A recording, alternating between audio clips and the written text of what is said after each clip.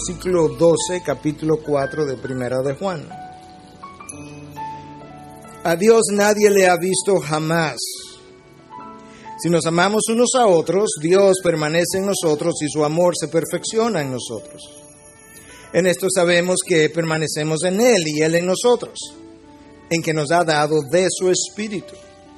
Y nosotros hemos visto y damos testimonio de que el Padre envió al Hijo para ser el Salvador del mundo. Todo aquel que confiesa que Jesús es el Hijo de Dios, Dios permanece en Él y Él en Dios. Y nosotros hemos llegado a conocer y hemos creído el amor que Dios tiene para nosotros. Dios es amor y el que permanece en amor permanece en Dios y Dios permanece en Él. En esto se perfecciona el amor en nosotros, para que tengamos confianza en el día del juicio, pues como Él es, así somos también nosotros en este mundo.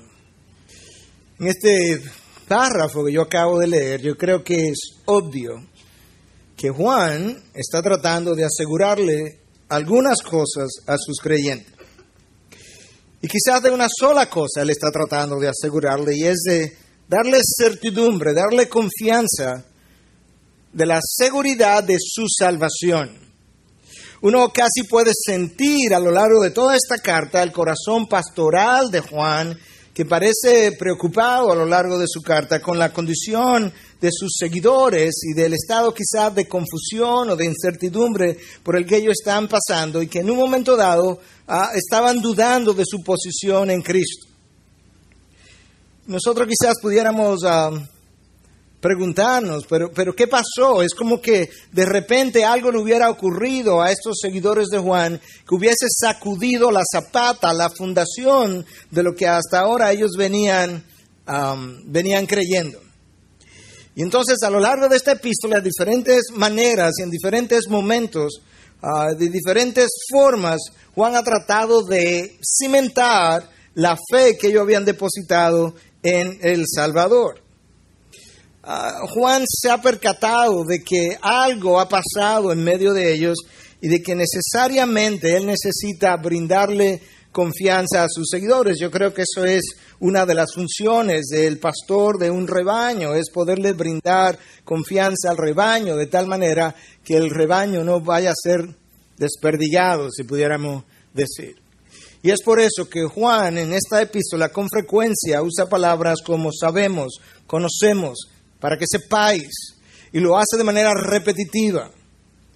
Y yo quiero revisar con ustedes, porque yo sé que la memoria no siempre está fresca, yo quiero revisar algunas de las cosas que hemos venido diciendo en los últimos 19 mensajes, este es el número 20 en esta carta, para que entendamos que ciertamente de forma repetitiva desde el principio, Juan está tratando de asegurarles a los verdaderos hijos de Dios que pueden tener confianza y sentirse seguros en Dios.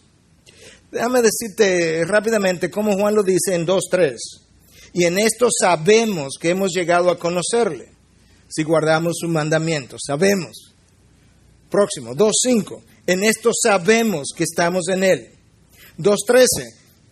Conocéis al Padre. 3:14. Sabemos que hemos pasado de la muerte a la vida. 3:19. En esto sabemos que somos de la verdad. 3:24. Y en esto sabemos que Él permanece en nosotros por el Espíritu que nos ha dado. 4:2. En esto conocéis el Espíritu de Dios. 4:6. En esto conocemos el Espíritu de la verdad y el Espíritu del error. ¿Tienes alguna duda de qué está Juan tratando de comunicarle a sus lectores? Si la tienes, escucha este último versículo del próximo capítulo en 5:13. Estas cosas os he escrito para, aquí está la razón, que sepáis que tenéis vida eterna. Y yo estoy escribiendo una carta, es mi primera epístola, y yo quiero que entiendan al final, ahora que estoy terminando mi capítulo 5, lo que hoy conocemos como capítulo 5, que estas cosas yo las he escrito con una sola razón, para que sepáis que tenéis vida eterna. ¿Qué estaba pasando? ¿Cuál era la necesidad del momento? Porque no hay duda de que Juan está tratando de comunicarle confianza. ¿Qué ha pasado de repente que ha sacudido la seguridad de estos seguidores de Juan. Quizá alguien pudiera decir, pero ¿no debiera el Espíritu Santo brindar confianza a aquellos que son hijos de Dios? Eso no es parte de lo que Pablo revela en la carta de Romanos. Claro que eso es parte de lo que el Espíritu de Dios hace, pero muchas veces lo hace a través de personas que Dios envía a nosotros. Y en este caso, Dios está tratando de hacerlo a través de Juan, el apóstol, que está ya en sus últimos años, y a través de esta carta de manera particular. Quizás algunos pudieran decir, bueno, pero la verdad que si esta gente necesitaba tanto, que se le asegurara tanto, estos eran hombres de poca fe. Y sabes que es muy fácil, mirando las cosas hacia atrás, 2000 años después, en medio de una iglesia, en un país donde no hay persecución, donde la iglesia está más o menos bien, donde no hay necesidades mayores, cuando yo en mi caso particular no tengo ninguna necesidad, es muy fácil sentirnos muy seguros de nuestra fe, de lo que hemos creído, y tenemos la convicción de que nunca le negaremos. Pero otra cosa es a la hora de la prueba. Porque yo quiero recordarles que cuando el Maestro vino, cuando Dios mismo se encarnó en la persona de Jesús y tomó a 12 hombres y los discipuló personalmente y les hizo milagro y le multiplicó los planes y caminó sobre las aguas y sanó a ciegos y sanó a sordos y curó leprosos y levantó muertos, y ellos vieron eso. A la hora de la prueba, cuando Cristo anunció, esta noche uno de vosotros ha de entregarme, los 12 se voltearon al Maestro y le dijeron, ¿seré yo, Maestro?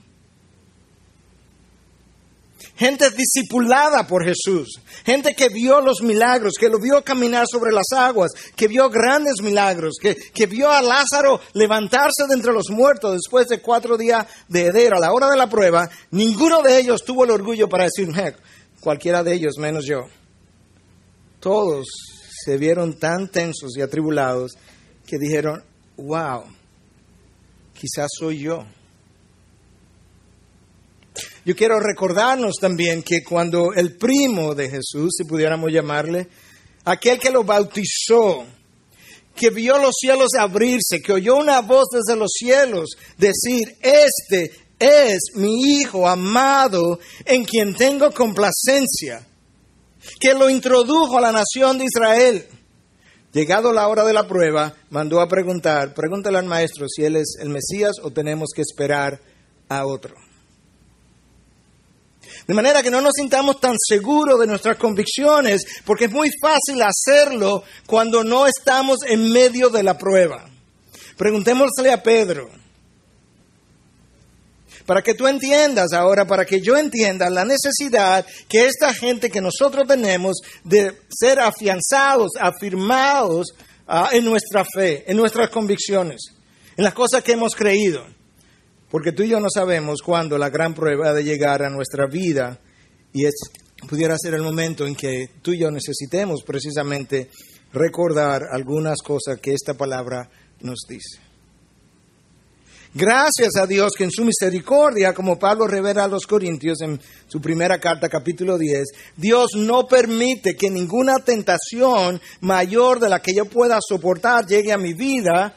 Y si ocurre de esa manera, Dios es fiel, Dios en su fidelidad abre una puerta por donde yo debo salir. Lo que implica ese texto es que si Dios no interviniera, con toda probabilidad, a la hora de la prueba, cada uno de nosotros puede quebrarse. Que Él tiene que intervenir y decir, no, esta prueba no puede pasar de aquí para Miguel, porque si la dejo pasar, lo quiebra. Y de pasar, Miguel, aquí está tu puerta para que salgas y no te quiebres en medio de la prueba. ¿Te das cuenta de cómo de tantas maneras Dios ha manifestado su amor para con nosotros? De tal forma que Juan quiere que esta gente se sienta afianzada y reconozca que ellos están permaneciendo en Dios. Y esto era todavía aún más importante porque no podemos olvidar cómo en 2:19 leímos esto que Juan escribió. Salieron de nosotros, pero en realidad no eran de nosotros, porque si hubiesen sido de nosotros, habrían permanecido con nosotros, pero salieron a fin de que se manifestara que no todos son de nosotros.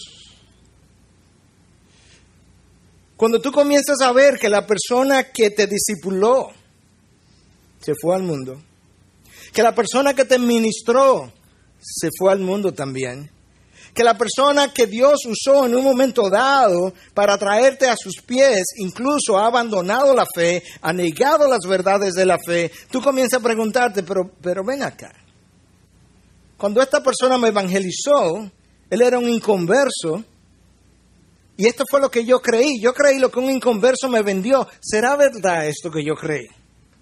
¿Será verdad que lo que este inconverso me presentó, que ahora yo compré, que ahora él ha negado, será verdad y será posible o debiera ser que yo continúe abrazando esto? Y en medio de esas dudas, porque esta gente estaba viendo gente que fue discipulada por Juan.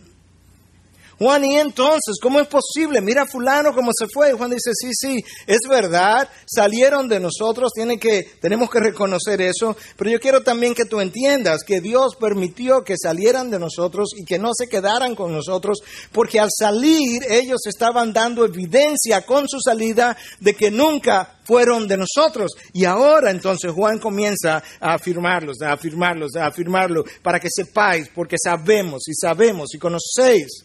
Y estas cosas os he escrito para que sepáis que tenéis vida eterna.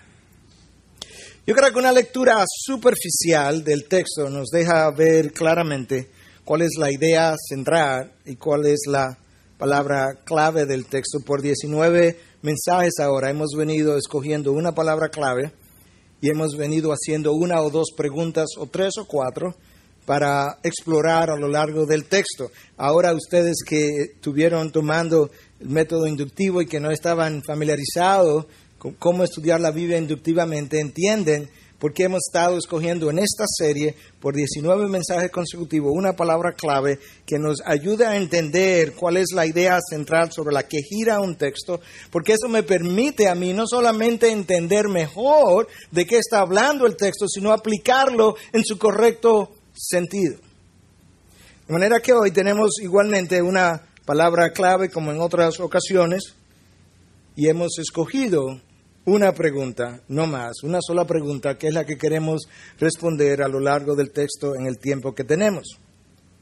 Déjame leerte de forma resumida el texto que yo leí de Juan para el día de hoy, pero de una manera muy escueta para que veas la palabra clave claramente. Versículo 12, Dios permanece en nosotros. Versículo 13, en esto sabemos que permanecemos en Él y Él en nosotros. Versículo 15, Dios permanece en Él y Él en Dios. Versículo 16, el que permanece en amor, permanece en Dios y Dios permanece en Él. ¿Tiene alguna duda de cuál es la palabra central? 6 veces en apenas 4 o 5 versículos la palabra permanece o permanecemos aparece en este texto. Y la idea de permanecer o permanencia en Dios aparece 2 veces más, de manera que 8 veces Juan me está hablando de algo que tiene que permanecer. Como en un sermón anterior, creo que fue el número 10, si mal no recuerdo, nosotros usamos la palabra permanecer como palabra clave. En esta ocasión yo voy a usar una frase relacionada y es permanecer en Dios. De manera que cualquier cosa que nosotros digamos en el día de hoy tiene que ver directamente con esa idea. Y la pregunta entonces, ¿cuál es? Bueno, piensa en esto. Usted dijo, pastor, que todo el texto del 7 al 21 tiene que ver con el amor que tenemos del uno por el otro. Pero ahora me está hablando de que dentro de eso hay otra idea, y es que necesito permanecer en Dios. ¿Qué tiene que ver el amor que tenemos uno por el otro con mi permanencia en Dios? Esa es la pregunta. Esa es la pregunta del día de hoy. Esa es la pregunta que queremos responder. ¿Cuál es la relación que existe entre el amor ágape entre los hermanos y la idea de mi permanencia en Dios? Porque Juan lo que ha hecho es que ha tomado una sección larga, me habla del amor del uno por el otro, debido al amor que Dios me ha dado a mí. Me habla aquí también del amor del uno por el otro. Y en el medio, en ese contexto, me habla de la permanencia en Dios. Ahora, para complicar las cosas, el texto que yo leí comienza diciendo, a Dios nadie le ha visto jamás. Esa es una frase muy de Juan, la usa 3 veces en su evangelio. A Dios nadie le ha visto jamás. Eso parece una frase alada como por los moños. ¿Qué tiene que ver la idea de que a Dios nadie le ha visto con que nos amemos unos a otros y con que yo tengo que permanecer en Dios y Él en mí? Bueno, si tú recuerdas que en el mensaje anterior nosotros estuvimos hablando de que el amor es de Dios y todo el que ama conoce a Dios, ha nacido de nuevo y conoce a Dios. Entonces ahora tú entiendes esto. Porque si Juan dice que todo el que ama conoce a Dios y a Dios nadie le ha visto, entonces ¿cómo yo sé que Dios está en mí?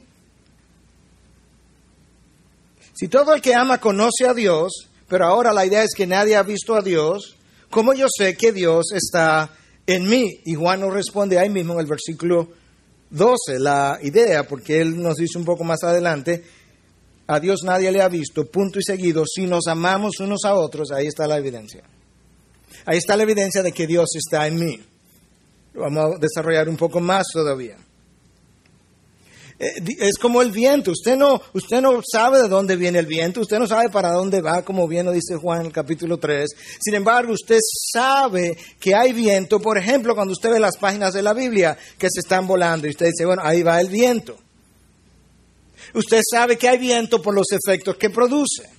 A Dios nadie le ha visto jamás, pero cuando Dios viene a morar en tu vida y permanece en ti, hay un efecto que se produce en esas personas donde Dios mora, y por el efecto que Dios produce sabemos que Dios está en esa persona. Juan, ¿y cuál es ese efecto? El amor ágape del uno por el otro. A Dios nadie le ha visto jamás, punto. Si nos amamos unos a otros, Dios permanece en nosotros y su amor se perfecciona en mí. La evidencia de que Dios está en mí es la presencia de su amor por mi hermano. Y Juan dice algo más. Y su amor se perfecciona en nosotros. ¿Cómo es eso, que el amor de Dios se perfecciona en nosotros? Bueno, hay diferentes maneras como esto ha sido visto. Pudiéramos decir, por un lado, que el amor de Dios se perfecciona en nosotros en la medida en que yo me voy santificando. El amor de Dios tiene también que santificarse. Porque nosotros tenemos que ser honestos, nosotros tenemos un amor muy circunstancial. Yo no quiero llover sobre mojado, sobre lo que dijimos ya la semana pasada. Pero la realidad es que nosotros amamos hasta que tú me haces sentir mal. Cuando tú me haces sentir mal, yo ahora comienzo a distanciarme. De manera que mi amor no era un verdadero amor, era un amor que tenía que ver con la manera en que tú me haces sentir. Siempre y cuando me hagas sentir bien, te amo. Cuando me haces sentir mal, me retiro, me alejo, me distancio. Sí, pastor, pero es que me hirieron y usted sabe que nadie quiere ser herido. Bueno, yo no estoy diciendo que a mí me gusta ser herido, pero tienes que entender algo. Amar siempre nos coloca en una posición de vulnerabilidad para ser herido. No puedes amar sin tomarte el riesgo de ser herido. Es más, no puede verdaderamente amar sin tener la experiencia de ser herido. Porque solamente Cristo es incapaz de herirnos. Pero todo ser humano es capaz de herirnos y nos va a herir si nos relacionamos cercanamente con Él. C.S. Lewis lo dice muy bien, el único lugar donde tú puedes estar libre de herida es el infierno, donde nadie se ama, nadie se acerca uno al otro, no hay cercanía y por tanto cada cual está a distancia. Pero si necesitamos amarnos los unos a los otros, eso implica que nosotros vamos a estar siempre en una posición de vulnerabilidad para ser heridos.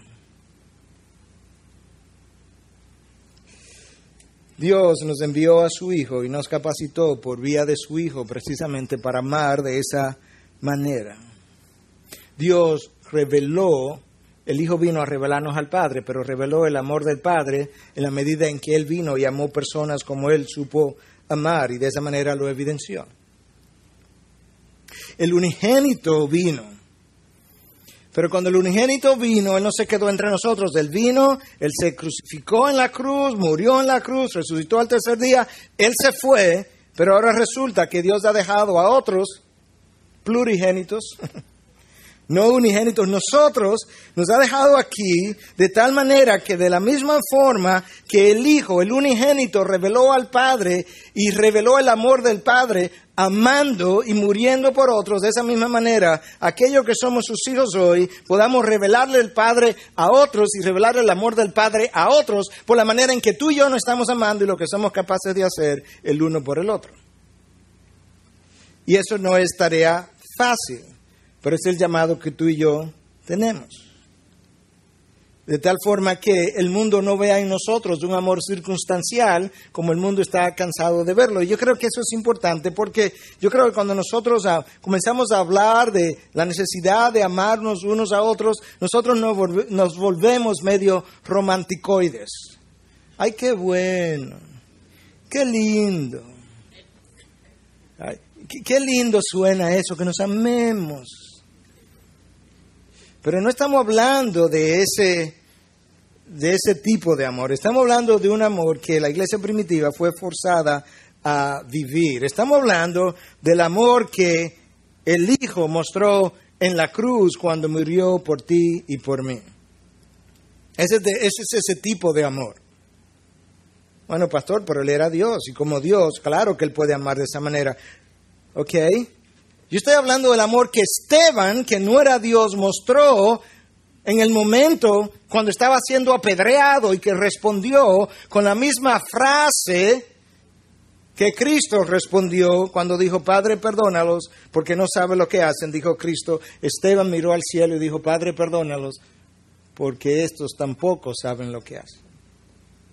Estamos hablando del amor que Pablo mostró cuando dice, yo estoy dispuesto a hacer anatema, si es posible, con tal de que mis hermanos judíos lleguen a tener la bendición de conocerte, Dios.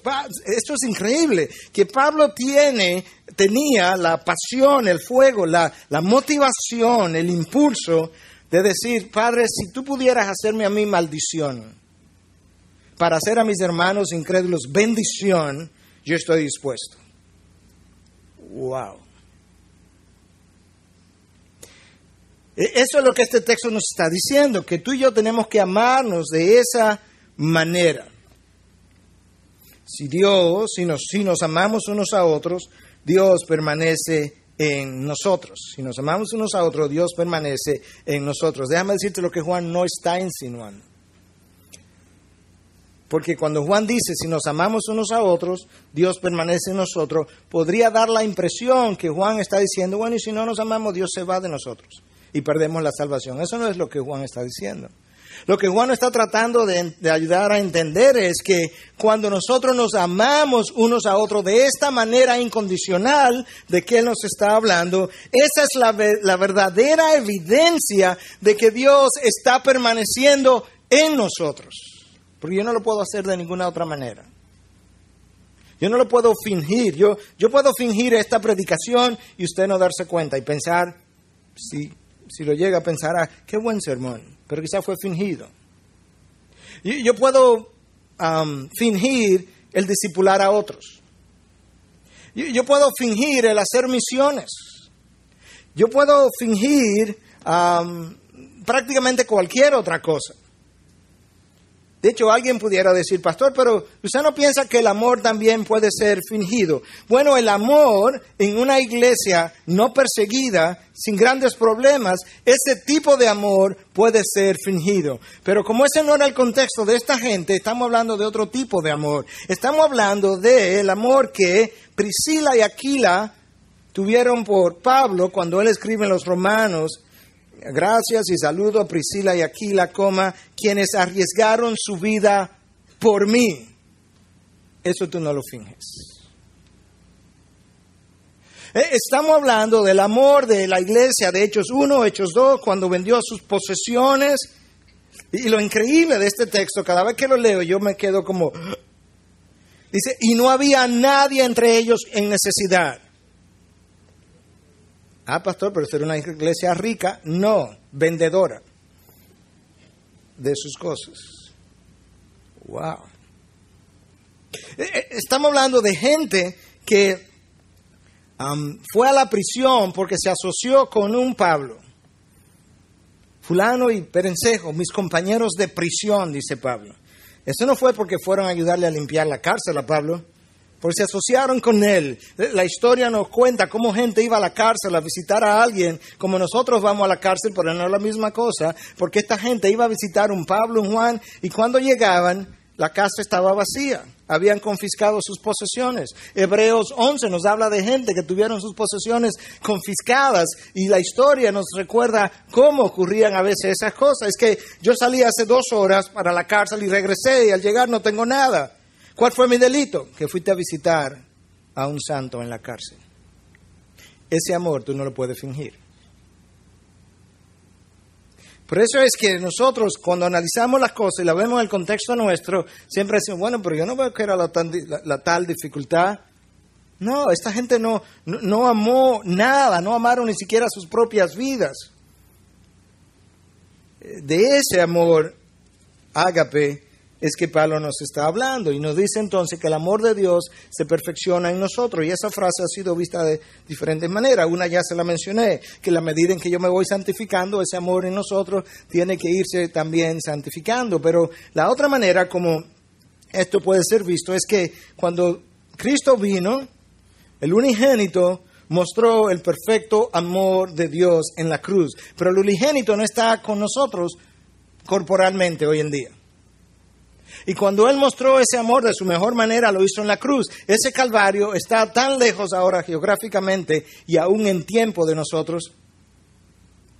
Y entonces, ¿cómo es que se va a perfeccionar ese amor? Es que, bueno, Dios ahora tiene muchos otros hijos y nos ha pedido a esos otros hijos que vayamos y vivamos por el mundo de la manera que Él vivió, amándonos de esa manera, entregándonos de esa manera, de tal forma que ahora el amor de Dios no se está expresando en una sola persona, en un solo Calvario, se está expresando en múltiples personas a través de 5 continentes diferentes que han decidido dar su vida en diferentes Calvarios, y que al mundo ver eso, el mundo está siendo convencido de que ciertamente el amor de este Dios es extraordinario y hace a este Dios un Dios singular, fuera de serie, y ahora Dios perfecciona su amor, la expresión de su amor para el mundo a través de nosotros. Si nos amamos unos a otros, su amor se perfecciona en nosotros. Versículo 13 ahora. En esto sabemos que permanecemos en Él y Él en nosotros. Ahí está la idea. En esto sabemos que permanecemos en Él, permanecemos, y ahora la idea de otra forma, y Él en nosotros. 2 puntos. ¿Cómo es que sabemos, Juan? En que nos ha dado de su Espíritu.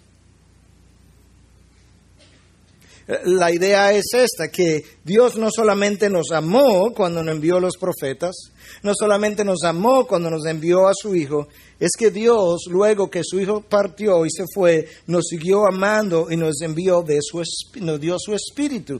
No es poca cosa que el Dios del universo, el Dios que llena cada pulgada del universo, haya querido compartir su misma esencia con nosotros. Y hacerlo parte, hacer su Espíritu parte de nuestra esencia. Eso no es poca cosa. Y Juan dice, en esto nosotros sabemos que permanecemos en Él y Él en nosotros. ¿En qué, Juan? En que nos ha dado de su Espíritu. ¿Qué más convencimiento tú requieres si te dio al Hijo y ahora te dio al Espíritu también? ¿Qué más quiere para ser convencido? ¿Entiendes ahora lo que Juan está tratando de ayudarnos a entender y de qué manera Él está tratando de darnos seguridad de la salvación ofrecida por el Hijo en la cruz? Y es una de las funciones del Espíritu de Dios que me ha sido dado a mí, no solamente iluminar la verdad, discernir la verdad del error, pero es una de sus funciones el preservarme. Si no fuera por la acción continua del Espíritu de Dios, nosotros nos perdiéramos varias veces en el camino. Si no fuera por el Espíritu de Dios, nosotros nos desilusionaríamos varias veces a lo largo del camino y abandonaríamos la carrera precisamente por las vivencias que cada uno de nosotros va acumulando. Pero es el Espíritu dado por Dios en nuestro interior, que eso es lo otro extraordinario, es que Dios no me dio su Espíritu para que viviera fuera de mí, como el Hijo vino a vivir fuera de nosotros. Me dio su Espíritu para que viviera dentro de mí.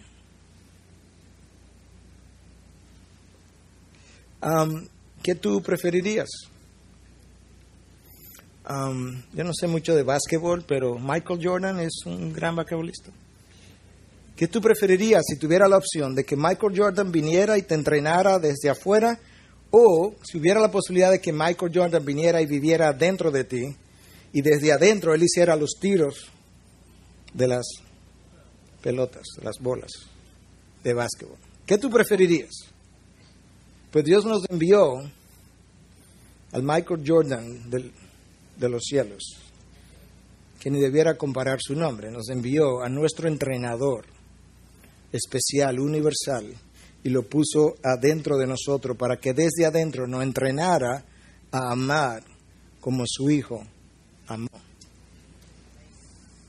Y en eso entonces el mundo va a conocer que ciertamente el Espíritu de Dios vive en nosotros, y si el Espíritu de Dios vive en nosotros, pues permanecemos en Dios. Esa es la idea. Mi perseverancia en el camino es la evidencia de que soy su Hijo. Sin su Espíritu en mí, yo no perseveraría. Ni una hora perseveraron los discípulos en Getsemaní. ¿Es que no podéis perseverar ni tan solo una hora? Es el Espíritu que nos despierta, nos anima, nos guía, nos entrena, nos corrige, nos trae, nos ala, nos empuja, nos levanta. Versículo 14. Y nosotros hemos visto y dado testimonio de que el Padre envió al Hijo para ser el Salvador del mundo. Todo aquel que confiesa que Jesús es el Hijo de Dios, Dios permanece en él y él en Dios. Juan ahora pasa a decir, yo le estoy hablando porque yo he sido testigo ocular de algo. Nosotros hemos visto y damos testimonio de que el Padre envió al Hijo. Yo estuve ahí. Yo estuve al pie de la cruz. Yo estuve en su juicio.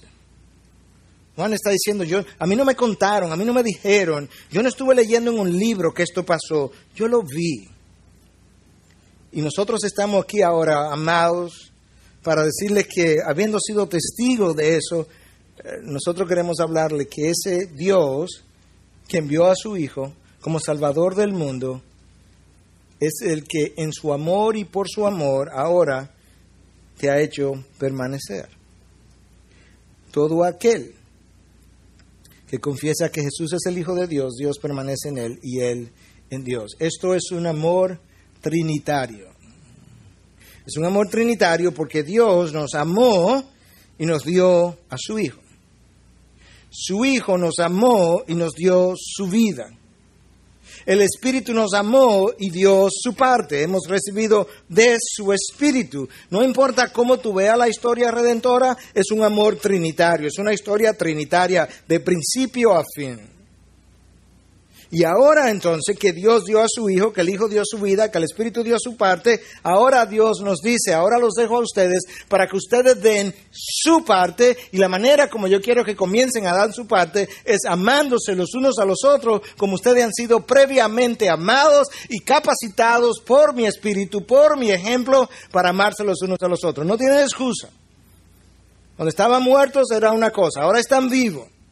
Cuando estaban con el poder de la carne solamente tenían una excusa. Ahora tienen el poder de la resurrección morando en ustedes. Cuando no tenían ejemplo tenían una excusa, pero ya tienen un ejemplo. Es más, no solamente les di un ejemplo, les dejé huellas para que pisaran sobre las huellas y simplemente caminaran sobre los lugares que Él caminó, de tal forma ahora que tienen vida, tienen poder y tienen ejemplo para amarse unos a otros, no tienen excusa.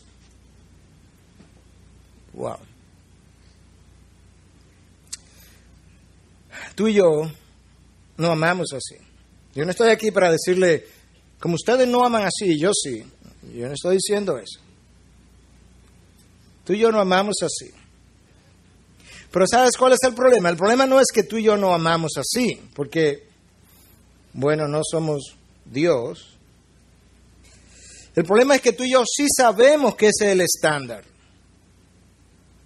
Y sabiendo cuál es el estándar, y sabiendo que no amamos así, no nos molesta. Ese es el problema. Y la razón por la que no nos molesta es porque yo dudo que hayas visto, o por lo menos que lo hayas hecho con frecuencia, que cada vez que tú y yo no amamos de la forma incondicional, como Dios nos ha mandado a amar, cada vez que no lo hacemos, pecamos. Y cuando pecamos, tenemos que arrepentirnos. Yo tengo que arrepentirme diariamente de no poder amar incondicionalmente como Dios ama. Esa es una gran realidad, porque eso es lo que me han pedido, que ame incondicionalmente. Esteban se aproximó a eso. Pablo se aproximó a eso. Moisés ofreció su vida cuando Dios iba a matar todo el pueblo. Y dice, no, ¿por qué no me matas a mí mejor? Y deja al pueblo con vida. Wow. Eso es lo que tú y yo necesitamos. Y luego que Juan nos dice en el versículo 14 que somos testigos, damos testimonio de que el Padre envió al Hijo para salvar el mundo. Entonces, el siguiente dice, todo aquel que confiesa que Jesús es el Hijo de Dios, Dios permanece en él y él en Dios. Alguien pudiera decir, pastor, pero si lo único que se requiere para permanecer en Dios y Dios en mí es que confesemos al Hijo como Salvador del mundo, pues yo lo confieso. Sí, el problema es que no estamos hablando de ese tipo de confesión tampoco, de la que estamos acostumbrados. ¿Confiesa usted al Señor Jesucristo como Señor y Salvador? Sí, salvo.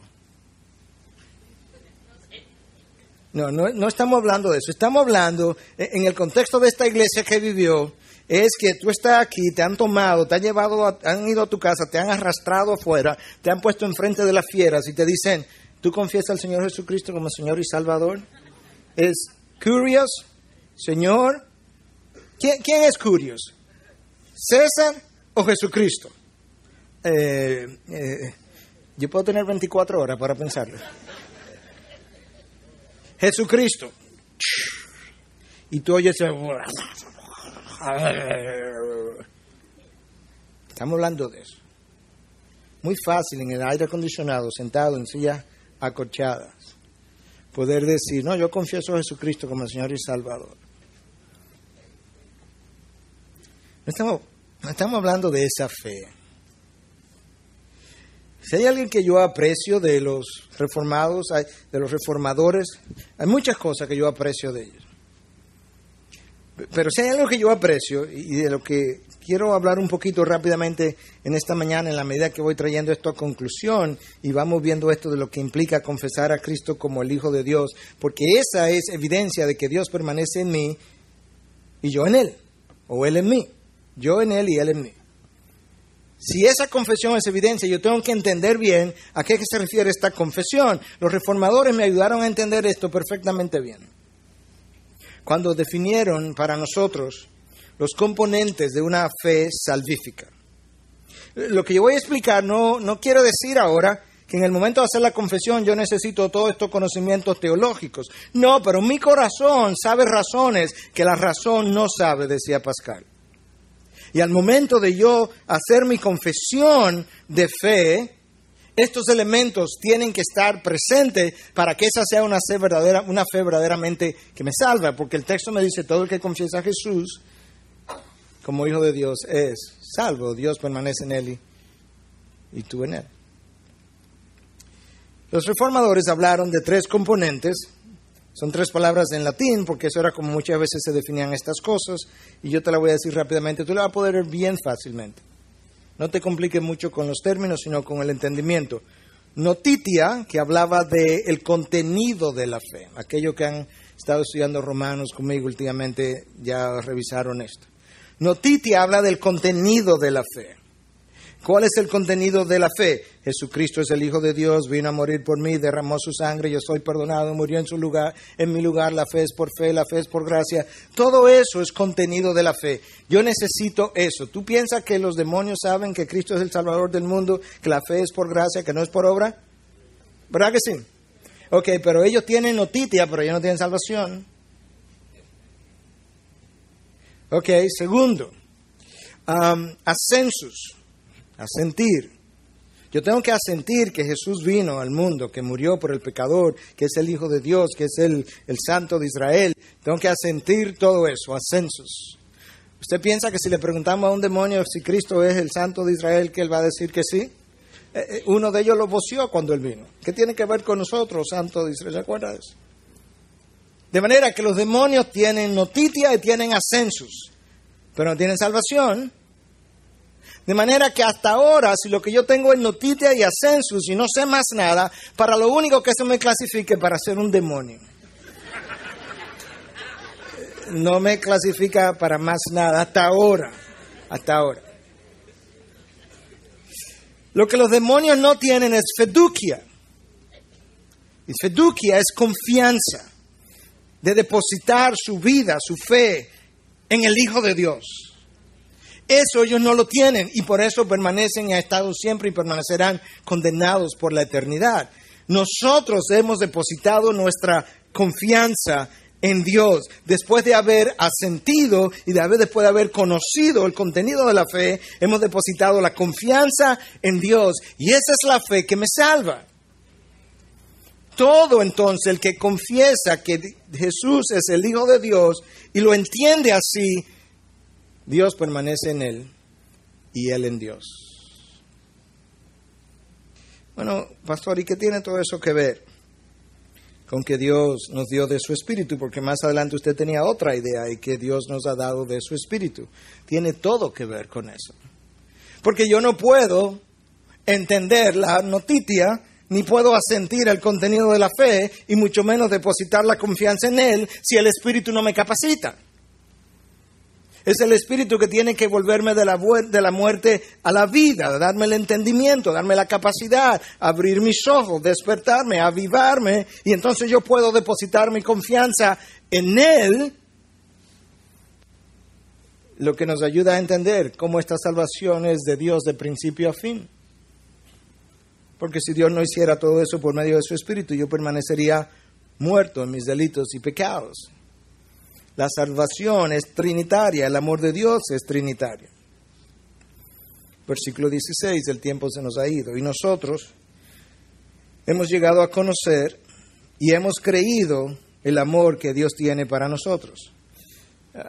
Escuchaste esto, nosotros hemos llegado a conocer y hemos creído el amor que Dios tiene para nosotros. Eso parece tan sencillo, tan simple, lo hemos oído tantas veces y sin embargo yo estoy convencido de que la mayoría de nosotros todavía no hemos entendido el amor que Dios ha tenido para con nosotros. Pastor, ¿y cómo usted puede decir eso? Es bien sencillo. La única razón por la que todavía tenemos problemas con la obediencia es porque frecuentemente nosotros no estamos obedeciendo por amor, sino por miedo a las consecuencias. Y como las consecuencias unas veces las veo y otras veces no las veo, unas veces obedezco y otras veces no obedezco. Esa es la única razón. Porque si entendiéramos el amor de Dios como Dios lo ha expresado, lo ha manifestado, como lo ha dado, se acabaría el problema de la desobediencia. Para siempre. Porque es una fuerza tan impulsadora, tan motivadora, tan regeneradora, tan transformadora, que experimentaríamos exactamente lo que Pablo expresó a los corintios cuando le dice, el amor de Dios nos constriñe. Hemos hablado de esto en otras ocasiones, lo que implica en el lenguaje original, esa expresión, el amor de Dios nos constriñe, haber sido puesto entre la espada y la pared, sin haber dejado ninguna otra opción. Lo que Pablo dice, la razón por la que estoy viviendo, cómo estoy viviendo, de la manera entregada, esforzada, y de la manera como me han visto dar ejemplo, es por una sola razón, es que el amor de Dios expresado en mí es tan increíble que no me queda otra opción que vivir de esta manera. Yo no estoy huyendo de las consecuencias, hermanos. Es básicamente lo que Pablo pudiera tratar de decirnos. Yo estoy haciendo esto porque el amor que he experimentado de mi Dios, que he recibido, cómo lo he visto, cómo lo vi en el Calvario, a través de la historia que Él dejó plasmada y lo que me reveló, es tan conmovedor que yo me he quedado sin palabras y sin alternativas que no sea vivir de la manera que estoy viviendo. A eso es que Juan se está refiriendo, y nosotros hemos llegado a conocerle y hemos creído el amor que Dios tiene para nosotros. En ese amor es que yo me puedo sentir seguro. Es en ese amor que yo puedo entonces decir con boca abierta, de forma humilde, pero con boca muy grande: ¿sabes qué, hermano? Ni la muerte, ni la vida, ni los ángeles, ni principado, ni lo presente, ni el porvenir, ni ninguna otra cosa creada podrá separarme del amor de Dios en Cristo Jesús. Estoy seguro en su amor, porque le he llegado a conocer. Y al conocerle, ese conocimiento me da seguridad. Mi permanencia depende más de Él que de mí. ¿Sabían eso? Spurgeon decía, escucha bien antes de que lo juzgue de hereje, que si uno solo de los hijos de Dios, de sus llamados, de sus elegidos, se pierde, Dios pierde más que nosotros. Porque se perdió uno de nosotros, es verdad, pero quedan muchos más. El problema es que si Dios pierde uno de lo que Él le ha dado al Hijo, Él ha perdido su nombre, su honor, su esencia, lo que Él es. Escucha Juan 6, 37 y 39. Todo lo que el Padre me da vendrá a mí, y al que viene de mí, de ningún modo lo echaré fuera. Escucha el 39 ahora. Y esta es la voluntad del que me envió, que de todo lo que Él me ha dado yo no pierda nada, sino que lo resucite en el día final. Esa es la voluntad de Dios, que yo, el Hijo, no pierda absolutamente nada de la ofrenda de amor que Él me entregó, que es una humanidad para ser redimida y para que glorifique a Dios por el resto de la eternidad. Si uno de esos se pierde, Dios fue incapaz de hacer cumplir su voluntad. Él pierde su honor, Él pierde su nombre. Eso te da una idea de la imposibilidad de que uno de los suyos se pueda perder. Yo le voy a contar esta historia que ya muchos de ustedes la han oído, pero es una historia que a mí me ocurrió, es bien corta, es bien sencilla e ilustra lo que yo acabo de decir. Estando yo pequeñito, no sé si 6, 7 años, 8, no recuerdo, pero bien pequeño, yo estaba cruzando un río con mi padre. El río había crecido y el río tenía mucho más fuerza que yo sentía que me llevaban. Mi padre me tenía de la mano y mi padre iba dando pasos, iba muy despacio porque él sentía la fuerza del río. Si yo me hubiese zafado de la mano de mi padre, eso hubiese desdecido, ¿cómo se dice? Hubiese hablado mal, mucho peor de mi padre que de mí. Mucho peor. ¿Por qué? Porque yo no tenía la fuerza para sostenerme de él, pero él sí tenía la fuerza para sostenerme. De manera que de esa misma forma, Dios no ha de permitir que uno solo de los suyos, por quien Él dio a su Hijo, se lo lleve la corriente de la vida. ¿Te das cuenta de cuán seguro podemos sentirnos en su amor? No para vivir liberalmente, sino para vivir como Pablo vivió, constreñido, sin ninguna otra opción que no sea vivir y morir por Él y para Él, hermanos. Es como Warren Wiersbe en su comentario sobre esta carta dice, hermano, nosotros no estamos leyendo un libro de la historia de amor de Dios. Nosotros no somos tampoco espectadores de esa historia. Nosotros somos participadores del drama de amor de Dios. Nosotros somos los actores. Hemos recibido su gracia. Hemos recibido su amor. Estábamos muertos, nos dio vida. Nosotros somos no simples espectadores, somos los participadores, los actores del drama. Y por eso nosotros debiéramos vivir este drama de una manera totalmente entregada, como esta gente supo hacer. Versículo 17, que no vamos a cubrir hoy, pero dejo el puente para la próxima semana. En esto se perfecciona el amor en nosotros, para que tengamos confianza en el día del juicio. Parte de la confianza que voy a tener en el día del juicio es que yo fui convencido antes del juicio del amor, Padre, que tú tenías por mí cuando entregaste a tu Hijo. Y eso me va a dar confianza. Pero ahora escucha la última idea. Pues como Él es, así somos también nosotros en este mundo. ¡Wow! Escucha una vez más. Como Él es, no es así seremos cuando entremos en gloria. Así también somos nosotros en este mundo. ¿Entiendes cuán seguro tú y yo debemos sentirnos en el amor de Dios? ¿Entiendes de qué manera nosotros sabemos que permanecemos? ¿Entiendes de qué manera al permanecer nosotros debiéramos dar evidencia de que estamos permaneciendo? Que Dios pueda tomar esas ideas, taladrarlas profundamente en nosotros y que nosotros podamos, al rumiarlas, poder vivir de otra manera. Integridad y Sabiduría es una producción que llega hasta ustedes gracias a los aportes de individuos y empresas comprometidos con la defensa de la fe. Para más información, preguntas y comentarios, visite nuestra página de internet www.integridadysabiduría.org. En esta página encontrará información sobre la producción de este y otros recursos que ponemos a su disposición, como también las formas en las que usted puede contribuir con la producción de programas como estos. Les invitamos nuevamente a visitar nuestra página de internet www.integridadysabiduría.org. Será hasta la próxima, cuando nos reencontremos con Integridad y Sabiduría.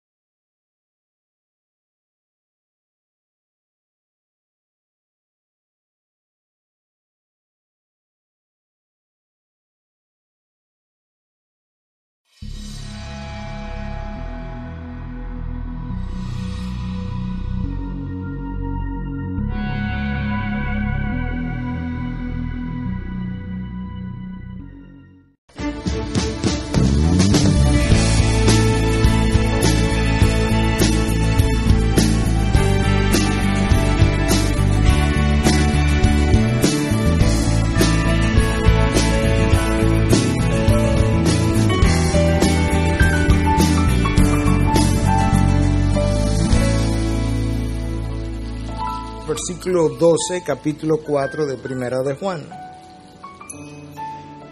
A Dios nadie le ha visto jamás. Si nos amamos unos a otros, Dios permanece en nosotros y su amor se perfecciona en nosotros. En esto sabemos que permanecemos en Él y Él en nosotros, en que nos ha dado de su Espíritu. Y nosotros hemos visto y damos testimonio de que el Padre envió al Hijo para ser el Salvador del mundo. Todo aquel que confiesa que Jesús es el Hijo de Dios, Dios permanece en Él y Él en Dios. Y nosotros hemos llegado a conocer y hemos creído el amor que Dios tiene para nosotros. Dios es amor y el que permanece en amor permanece en Dios y Dios permanece en Él. En esto se perfecciona el amor en nosotros, para que tengamos confianza en el día del juicio, pues como Él es, así somos también nosotros en este mundo. En este párrafo que yo acabo de leer, yo creo que es obvio que Juan está tratando de asegurarle algunas cosas a sus creyentes. Y quizás de una sola cosa él está tratando de asegurarle, y es de darle certidumbre, darle confianza de la seguridad de su salvación. Uno casi puede sentir a lo largo de toda esta carta el corazón mirando las cosas hacia atrás, 2000 años después, en medio de una iglesia, en un país donde no hay persecución, donde la iglesia está más o menos bien, donde no hay necesidades mayores. Cuando yo, en mi caso particular, no tengo ninguna necesidad, es muy fácil sentirnos muy seguros de nuestra fe, de lo que hemos creído, y tenemos la convicción de que nunca le negaremos. Pero otra cosa es a la hora de la prueba.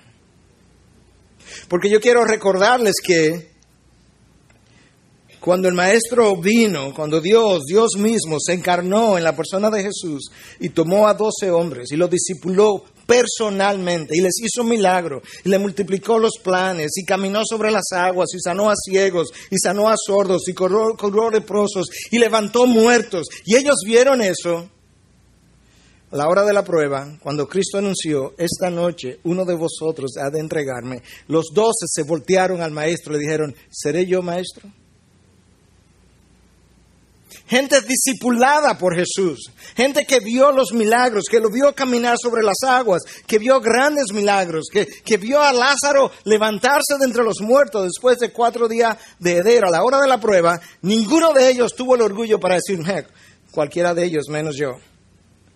Todos se vieron tan tensos y atribulados que dijeron, wow, quizás soy yo. Yo quiero recordarnos también que cuando el primo de Jesús, si pudiéramos llamarle, aquel que lo bautizó, que vio los cielos abrirse, que oyó una voz desde los cielos decir, este es mi Hijo amado en quien tengo complacencia, que lo introdujo a la nación de Israel. Llegado la hora de la prueba, mandó a pregúntale al Maestro si él es el Mesías o tenemos que esperar a otro. De manera que no nos sintamos tan seguros de nuestras convicciones, porque es muy fácil hacerlo cuando no estamos en medio de la prueba. Preguntémosle a Pedro, para que tú entiendas ahora, para que yo entienda la necesidad que esta gente que nosotros tenemos de ser afianzados, afirmados en nuestra fe, en nuestras convicciones, en las cosas que hemos creído. Porque tú y yo no sabemos cuándo la gran prueba ha de llegar a nuestra vida, y pudiera ser el momento en que tú y yo necesitemos precisamente recordar algunas cosas que esta palabra nos dice. Gracias a Dios que en su misericordia, como Pablo revela a los Corintios en su primera carta, capítulo 10, Dios no permite que ninguna tentación mayor de la que yo pueda soportar llegue a mi vida.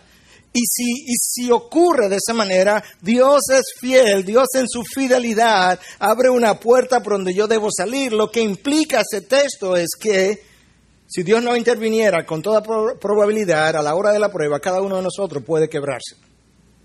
Que Él tiene que intervenir y decir, no, esta prueba no puede pasar de aquí para Miguel, porque si la dejo pasar, lo quiebra. Y de pasar, Miguel, aquí está tu puerta para que salgas y no te quiebres en medio de la prueba. ¿Te das cuenta de cómo de tantas maneras Dios ha manifestado su amor para con nosotros? De tal forma que Juan quiere que esta gente se sienta afianzada y reconozca que ellos están permaneciendo en Dios. Y esto era todavía aún más importante porque no podemos olvidar cómo en 2:19 leímos esto que Juan escribió. Salieron de nosotros, pero en realidad no eran de nosotros, porque si hubiesen sido de nosotros, habrían permanecido con nosotros, pero salieron a fin de que se manifestara que no todos son de nosotros. Cuando tú comienzas a ver que la persona que te discipuló, pastoral de Juan, que parece preocupado a lo largo de su carta con la condición de sus seguidores y del estado quizás de confusión o de incertidumbre por el que ellos están pasando, y que en un momento dado estaban dudando de su posición en Cristo. Nosotros quizás pudiéramos preguntarnos, pero ¿qué pasó? Es como que de repente algo le hubiera ocurrido a estos seguidores de Juan que hubiese sacudido la zapata, la fundación de lo que hasta ahora ellos venían creyendo. Y entonces a lo largo de esta epístola, de diferentes maneras y en diferentes momentos, de diferentes formas, Juan ha tratado de cimentar la fe que ellos habían depositado en el Salvador. Juan se ha percatado de que algo ha pasado en medio de ellos y de que necesariamente él necesita brindarle confianza a sus seguidores. Yo creo que eso es una de las funciones del pastor de un rebaño, es poderle brindar confianza al rebaño de tal manera que el rebaño no vaya a ser desperdigado, si pudiéramos decir. Y es por eso que Juan en esta epístola con frecuencia usa palabras como sabemos, conocemos, para que sepáis, y lo hace de manera repetitiva.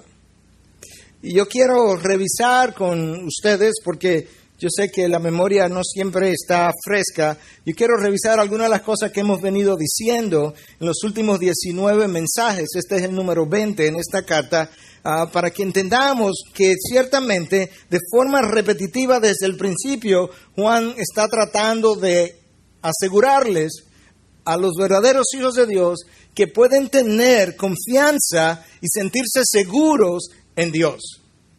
Déjame decirte rápidamente cómo Juan lo dice en 2:3. Y en esto sabemos que hemos llegado a conocerle, si guardamos sus mandamientos. Sabemos.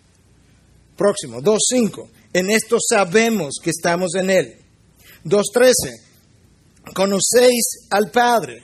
3:14. Sabemos que hemos pasado de la muerte a la vida. 3:19. En esto sabemos que somos de la verdad. 3:24. Y en esto sabemos que Él permanece en nosotros por el Espíritu que nos ha dado. 4:2. En esto conocéis el Espíritu de Dios. 4:6. En esto conocemos el Espíritu de la verdad y el Espíritu del error. ¿Tienes alguna duda de qué está Juan tratando de comunicarle a sus lectores? Si la tienes, escucha este último versículo del próximo capítulo en 5:13. Estas cosas os he escrito para, aquí está la razón, que sepáis que tenéis vida eterna. Y yo estoy escribiendo una carta, es mi primera epístola, y yo quiero que entiendan al final, ahora que estoy terminando mi capítulo 5, lo que hoy conocemos como capítulo 5, que estas cosas yo las he escrito con una sola razón, para que sepáis que tenéis vida eterna. ¿Qué estaba pasando? ¿Cuál era la necesidad del momento? Porque no hay duda de que Juan está tratando de comunicarle confianza. ¿Qué ha pasado de repente que ha sacudido la seguridad de estos seguidores de Juan? Quizá alguien pudiera decir, pero ¿no debiera el Espíritu Santo brindar confianza a aquellos que son hijos de Dios? Eso no es parte de lo que Pablo revela en la carta de Romanos. Claro que eso es parte de lo que el Espíritu de Dios hace, pero muchas veces lo hace a través de personas que Dios envía a nosotros. Y en este caso, Dios está tratando de hacerlo a través de Juan, el apóstol que está ya en sus últimos años, y a través de esta carta de manera particular. Quizás algunos pudieran decir, bueno, pero la verdad que si esta gente necesitaba tanto, que se le asegurara tanto, estos eran hombres de poca fe. Y sabes que es muy fácil